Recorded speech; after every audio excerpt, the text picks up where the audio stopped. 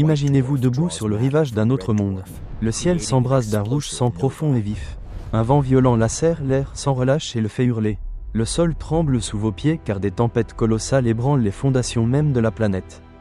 Au-delà de l'horizon lointain, le soleil lutte comme un pâle point lumineux vacillant derrière d'épais nuages menaçants, semblant retenir de ses dernières forces un soupçon de clarté avant que les ténèbres imminentes ne l'engloutissent totalement.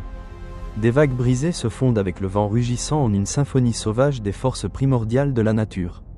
Ce n'est pas un rivage terrestre, mais la côte d'une planète éloignée, où la beauté et la rudesse s'entrelacent de manière à la fois impressionnante et terrifiante. Telle est précisément la super-Terre Gliese 832c, située à 16 années-lumière de notre monde natal. Un royaume riche de promesses mais enveloppé de mystères profonds. À cette distance, 16 années-lumière correspondent à l'étendue stupéfiante de 151 400 milliards de kilomètres. Une immensité qui souligne de façon saisissante l'isolement et l'éloignement de ce corps céleste. Bonjour à tous. Aujourd'hui, nous entamons un voyage extraordinaire à travers l'univers. Une exploration pendant que nous attendons des réponses aux grandes questions de la vie. Existe-t-il là-bas un lieu offrant un crépuscule encore plus beau que celui de la Terre ? Existe-t-il une planète dotée de vastes océans d'un bleu profond et de continents étendus ?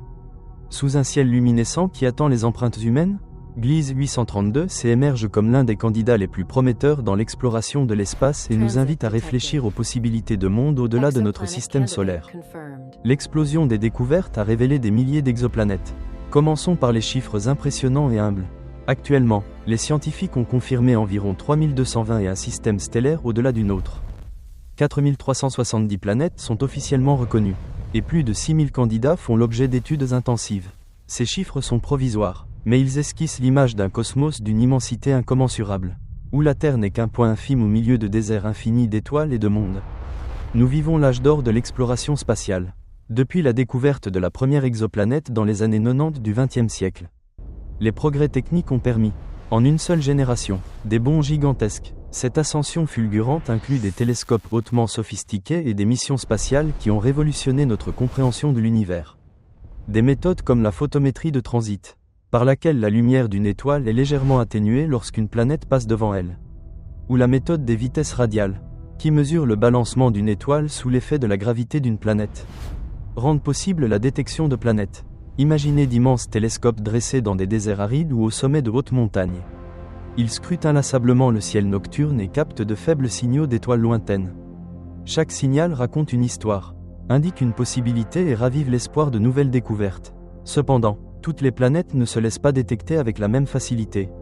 Les géants gazeux massifs comme Jupiter ou les mondes rocheux plus grands, qualifiés de super-Terre, sont plus aisément observables car ils exercent une influence notable sur leur étoile hôte. Les planètes plus petites, comme la Terre ou Mars, se cachent en revanche comme des joyaux précieux dans l'obscurité vaste de l'espace. Ces difficultés de détection soulignent l'ingéniosité de l'astronomie moderne, qui repose sur des instruments capables de percevoir de minuscules variations sur d'immenses distances. Ces procédés prouvent l'existence de planètes de manière indirecte et peuvent parfois même fournir des indices sur la composition de leurs atmosphères. La photométrie de transit révèle la taille d'une planète. La méthode des vitesses radiales estime sa masse. Grâce à ces avancées, des détails sur des mondes lointains, autrefois inimaginables, se dévoilent, au cours des dernières années. Des missions telles que le satellite Khéops de l'Agence spatiale européenne ou la mission TESS de l'Administration nationale de l'aéronautique et de l'espace des États-Unis d'Amérique ont fait grimper le nombre d'exoplanètes confirmées à plus de 6000. Tandis que les candidats situés dans des zones potentiellement habitables augmentent également. Cela accélère l'étude scientifique de mondes comme Gliese 832c. Portons maintenant notre regard sur notre objectif principal, Gliese 832c. Cette planète a été découverte en l'an 2014. Elle se trouve à environ 16 années-lumière, ce qui correspond à la distance écrasante de 151 400 milliards de kilomètres. Ce monde orbite autour d'une étoile naine rouge de type M dans la constellation de la Grue australe. Figurez-vous une petite étoile faiblement lumineuse, bien plus sombre que notre Soleil. Elle n'en constitue pas moins le centre d'un système planétaire potentiellement riche. Gliese 832 se situe dans la zone habitable de son étoile, où les températures varient, selon la trajectoire orbitale, entre moins 40 degrés Celsius et plus 7 degrés Celsius. Cette zone est souvent désignée sous le nom de zone boucle d'or, car les conditions n'y sont ni trop chaudes ni trop froides, mais juste adéquates pour permettre la vie telle que nous la connaissons. en particulier grâce à la présence d'eau liquide. Le concept de cette zone décrit l'intervalle de température dans lequel l'eau peut exister de façon stable à la surface d'une planète, ce qui est considéré comme une condition préalable à la vie. Dans les modèles plus récents, les limites de la zone habitable sont ajustées de manière flexible en fonction du type spectral de l'étoile ou de la composition atmosphérique de la planète. Dans les systèmes de naines rouges, on tient compte des effets de verrouillage tidal, qui définissent une zone plus étroite. Cette planète est sensiblement plus grande que la Terre. Son diamètre représente entre 1,5 et 1,7 fois celui de la Terre. Sa masse est 5 fois supérieure. Ces dimensions la classent parmi les super-terres, une catégorie intermédiaire entre les planètes telluriques et les géantes gazeuses. Il ne faut toutefois pas présumer qu'elle ressemble parfaitement à la Terre. Les prévisions indiquent que Gliese 832c possède une atmosphère dense, peut-être semblable à celle de Vénus, avec le risque d'un effet de serre runaway qui pourrait surchauffer la surface. Néanmoins, dans des conditions non extrêmes, elle pourrait abriter des zones idéales avec de l'eau liquide, formant la base de la vie. La composition de l'atmosphère joue ici un rôle décisif. Les modèles montrent que des formations nuageuses, des régimes météorologiques et des variations saisonnières pourraient soutenir des environnements diversifiés. Ces modèles sont générés par des simulations informatiques qui intègrent la gravité de la planète et la quantité de rayonnement stellaire.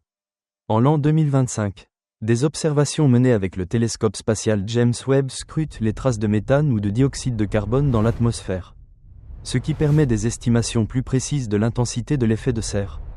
Imaginez-vous survolant Gliese 832c à bord d'un vaisseau spatial. Le ciel est rouge et traversé de brouillard dense. La lumière de l'étoile hôte n'est guère plus intense que celle d'une pleine lune sur Terre. Des tempêtes violentes balayent le paysage, tonnant comme un orage incessant. En raison de la forte gravité, les montagnes ne peuvent s'élever excessivement, des chaînes basses dominent le relief.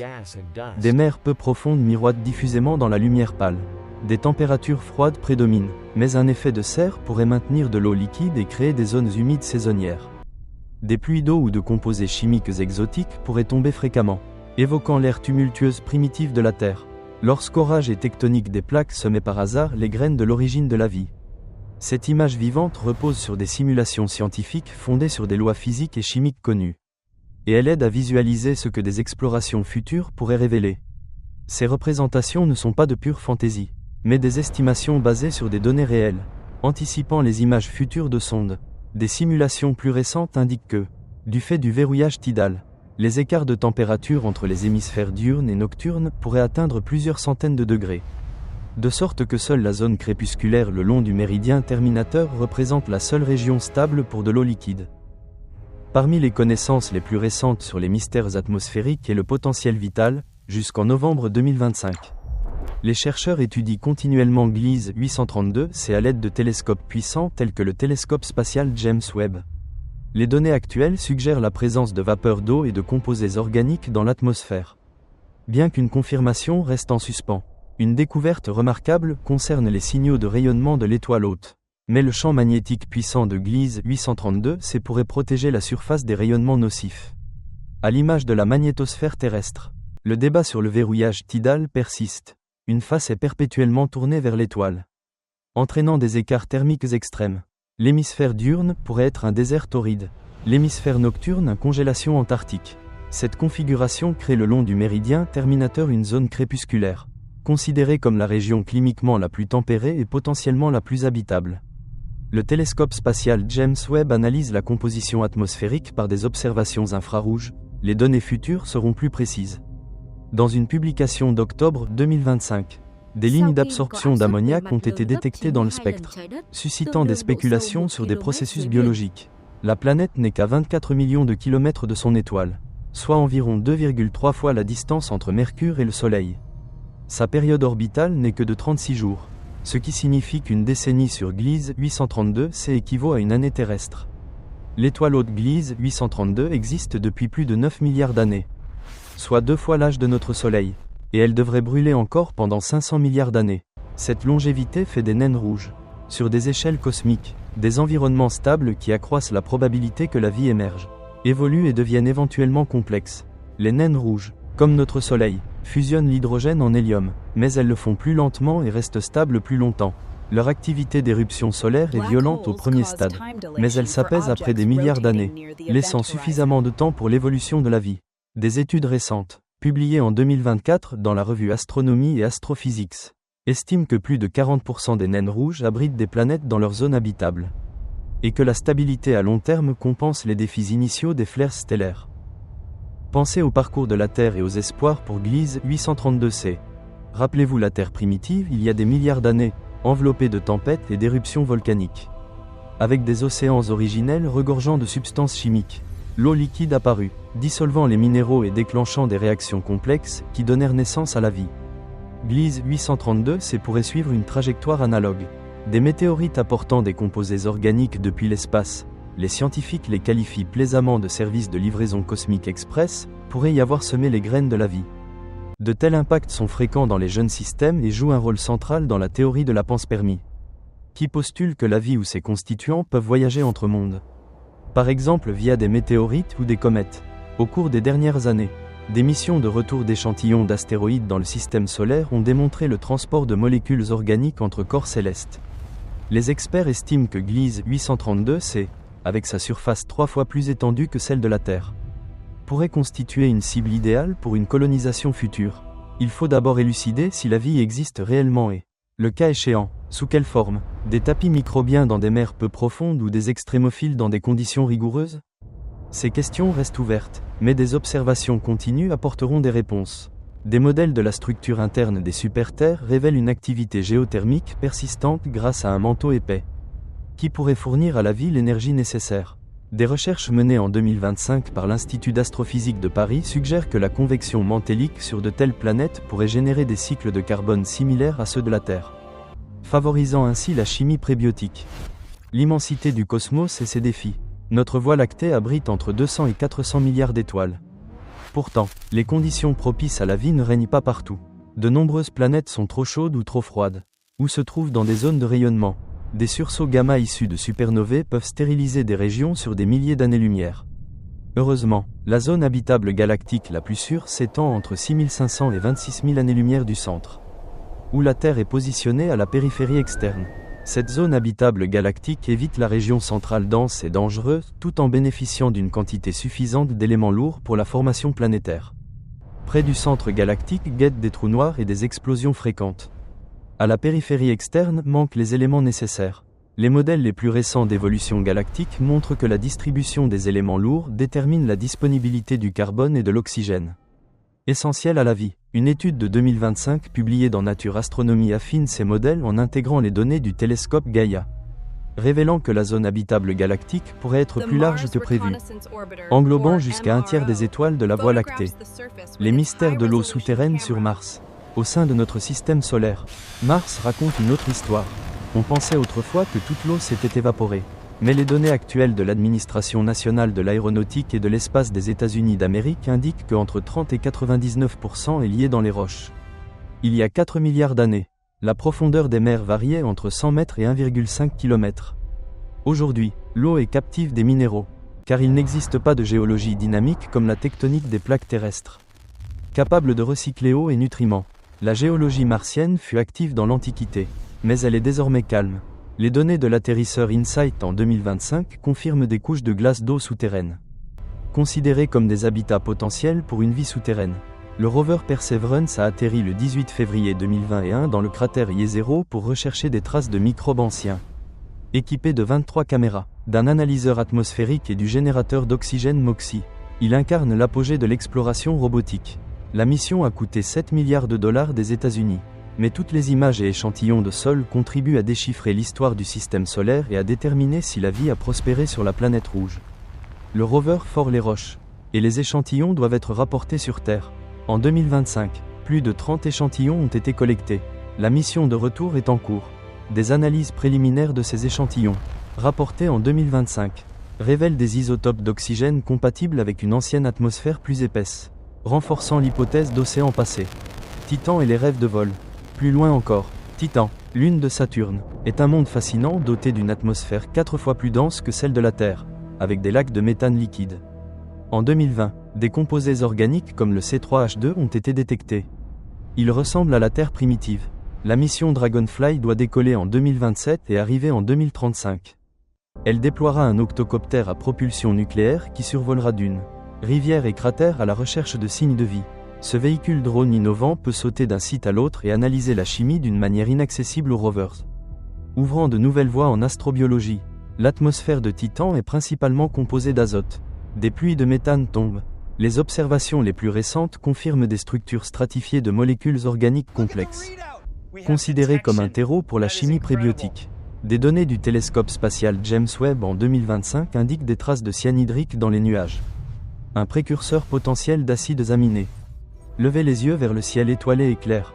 Ces lumières scintillantes incitent l'humanité à s'aventurer plus loin. Gliese 832c, Mars, Titan, chaque planète et chaque lune est une épopée d'espoir. Nous n'avons pas encore découvert de vie, mais chaque pas dans l'espace nous rapproche des réponses. Gliese 832c deviendra-t-il un second foyer? Titan révélera-t-il l'origine de la vie? Seul le temps et la curiosité insatiable de l'humanité le diront. L'univers regorge de potentiel et nous invite à rêver grand, à concevoir de meilleurs instruments, à oser l'inconnu et à attendre la prochaine grande découverte. Cette odyssée est le processus progressif par lequel l'humanité décrypte les secrets du cosmos. Et elle inspirera les générations futures. Selon les données les plus récentes de novembre 2025, le nombre d'exoplanètes confirmées dépasse les 6000, soulignant davantage la diversité des mondes potentiellement habitables dans l'univers. Les observations continues du télescope spatial James Webb fournissent des aperçus plus détaillés de l'atmosphère de Gliese 832c, bien qu'il n'y ait pas encore de preuves directes de vie. Les indices de composés organiques et de vapeur d'eau emplissent les scientifiques d'attente.